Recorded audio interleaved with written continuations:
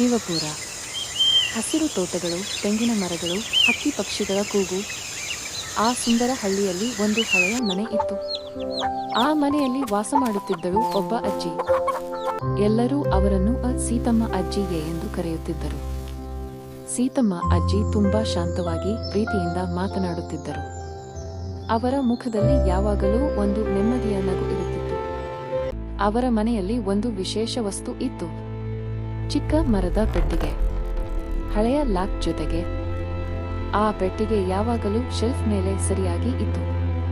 ಅಜ್ಜಿ ಅದನ್ನು ತುಂಬಾ ಜಾಗ್ರತೆಯಿಂದ ಕಾಪಾಡುತ್ತಿದ್ದರು. ಹಳ್ಳಿಯ ಮಕ್ಕಳು ಕೇಳುತ್ತಿದ್ದರು, ಅಜ್ಜಿ, ಆ ಪೆಟ್ಟಿಗೆಯಲ್ಲಿ ಏನು ಇದೆ? ಅಜ್ಜಿ ಸ್ವಲ್ಪ ನಗುತ್ತಾ ಹೇಳುತ್ತಿದ್ದರು, ಇದರ ರಹಸ್ಯ ಸಮಯ ಬಂದ ಮೇಲೆ ಗೊತ್ತಾಗುತ್ತದೆ. ವರ್ಷಗಳು ಕಳೆಯುತ್ತಾ ಹೋದವು. ಒಂದು ದಿನ ಅಜ್ಜಿ ಸ್ವಲ್ಪ ಅಸ್ವಸ್ಥರಾದರು. ಅವರ ಶರೀರ ಬಲಹೀನವಾಯಿತು. ಇದನ್ನು ಕೇಳಿ ನಗರದಲ್ಲಿ ಓದುತ್ತಿದ್ದ ಅವರ ಮೊಮ್ಮಗ ಹರಿ ತಕ್ಷಣ ಹಳ್ಳಿಗೆ ಬಂದನು. ಹರಿ 12 ವರ್ಷದ ಬುದ್ಧಿವಂತ ಹುಡುಗ. ಅವನಿಗೆ ಅಜ್ಜಿ ಮೇಲೆ ತುಂಬಾ ಪ್ರೀತಿ.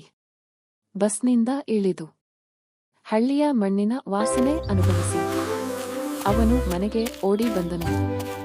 ಅಜ್ಜಿ ಹಾಸಿಗೆಯ ಮೇಲೆ ಮಲಗಿದ್ದರು.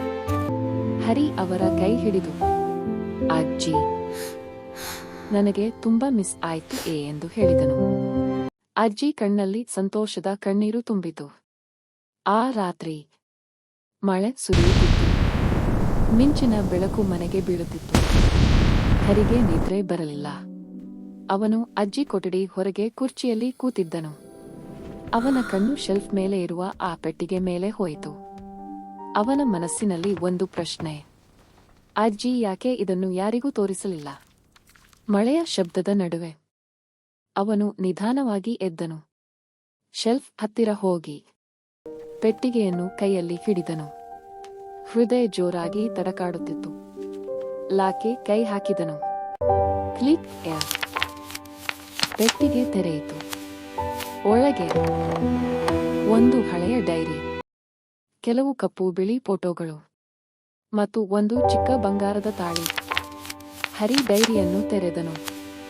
ಮೊದಲ ಪುಟದಲ್ಲಿ ಬರೆದಿತ್ತು, ಇದು ನನ್ನ ಜೀವನದ ನೆನಪುಗಳ ಪೆಟ್ಟಿಗೆಯ. ಹರಿ ಆಶ್ಚರ್ಯಗೊಂಡನು. ಫ್ಲ್ಯಾಶ್ ಬ್ಯಾಕ್ ತರ ಕತೆ ಮುಂದುವರಿಯಿತು. ಸೀತಮ್ಮ ಅಜ್ಜಿ ಯುವತಿಯಾಗಿದ್ದಾಗ ಅವರು ಹಳ್ಳಿಯ ಚಿಕ್ಕ ಶಾಲೆಯಲ್ಲಿ ಶಿಕ್ಷಕಿಯಾಗಿದ್ದರು. ಶಾಲೆ ಕಟ್ಟಡ ಸರಳ, ಮಣ್ಣಿನ ಗೋಡೆಗಳು. ಮಕ್ಕಳು ನೆಲದಲ್ಲಿ ಕೂತು ಓದುತ್ತಿದ್ದರು. ಅವನು ಅಜ್ಜಿ ಹಾಗೆ ಮಕ್ಕಳ ಜೀವನವನ್ನು ಬೆಳಗಿಸಬೇಕು ಎಂದು.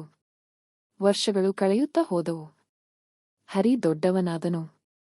ಅವನು ಹಳ್ಳಿಗೆ ಮರಳಿ ಬಂದು ಒಂದು ಹೊಸ ಶಾಲೆ ಕಟ್ಟಿಸಿದನು. ಶಾಲೆಯ ಪ್ರವೇಶದ್ವಾರದ ಮೇಲೆ ಒಂದು ಫಲಕ ಇತ್ತು, ಸೀತಮ್ಮ ಉಚಿತ ಶಾಲೆಯ.